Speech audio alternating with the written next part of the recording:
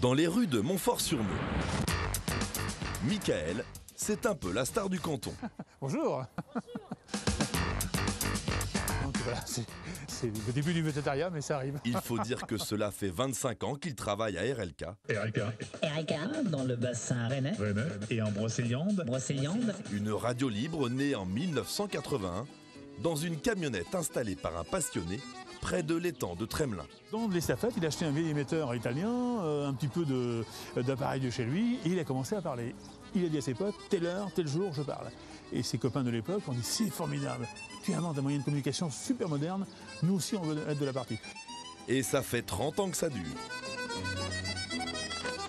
La radio a depuis quitté l'estafette pour s'installer dans l'ancienne bibliothèque municipale, dans le bourg de Montfort. RLK aujourd'hui, une véritable radio de proximité, dont sa plus pure tradition, à savoir inviter le maire, inviter le conseiller général, inviter le responsable de la section tennis de table, celui qui organise une kermesse, un bal, et j'en passe et des meilleurs. La rubrique s'appelle « Les People en parlent », RLK aussi. On va s'arrêter à un événement qui a eu lieu... Michael, c'est la voix de RLK. D'ailleurs, c'est quasiment la seule. Car si la radio a compté jusqu'à 8 salariés dans les années 90, il est aujourd'hui le seul. Animateur, technicien, commercial et directeur.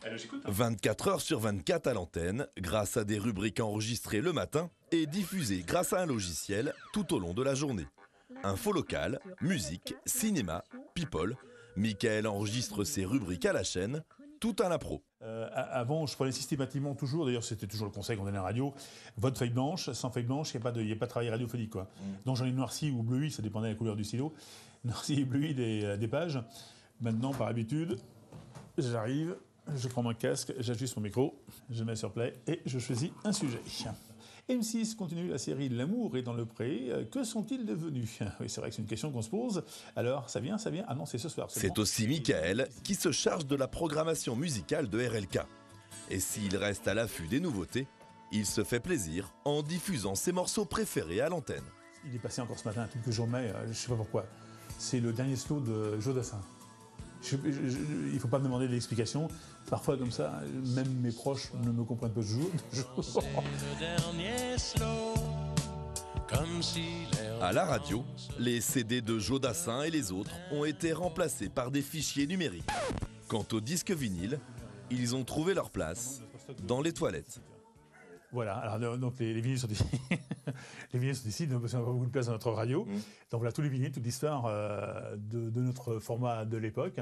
Et quand des jeunes viennent chez nous, donc on peut voir les CD un peu partout, malgré tout, dans notre collection. Et quand ils découvrent, par besoin pressant, ce lieu, et ils restent interloqués devant les vinyles. Mince, ça existe!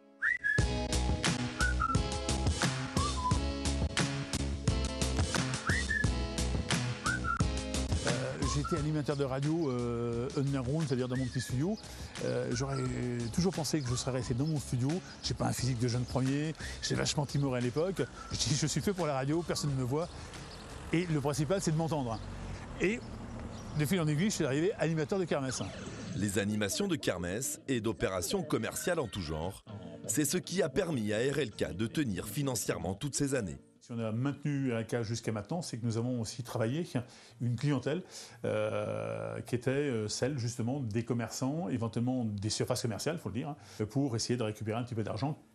Et l'argent qui a toujours été réinvesti dans RLK, quoi. Donc, comme on dit souvent au niveau des politiques, il n'y a jamais eu d'enrichissement personnel. C'est donc à bout de bras que Michael tient la petite radio locale de Brocéliande. C'est une passion, c'est une réalité, c'est un salariat, et c'est une vie, quoi. Ouais, si. Je crois qu'il y a deux métiers comme ça, les médecins et ceux qui font de la radio, quoi. Et à vous, mesdames et mesdemoiselles, qui êtes de mes inconditionnels, si vous voulez mon numéro portable, je le dirai plus tard, mais hors micro. Merci. Du temps, de l'énergie, de l'argent. Pour Michael, la radio libre, c'est la passion de toute une vie. Presque un sacerdoce.